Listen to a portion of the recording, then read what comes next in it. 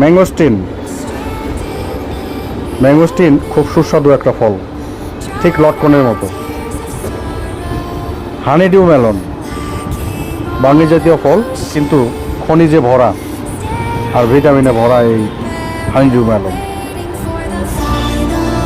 Watermelon, তরমুজ, দেখেন তরমুজটা কি বড় আর পরিপক্ক একবারে, ভিতরে লাল টসটসে, রসালো, অনেক মিষ্টি। এবার আমরা যাব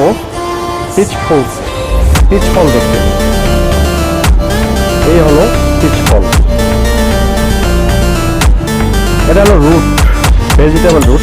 এই রুটে মহিলা খালের দিকে আগাচ্ছে, দেখেন পড়ে গেল ফোন, আসছে এভাবে আটকে গেল।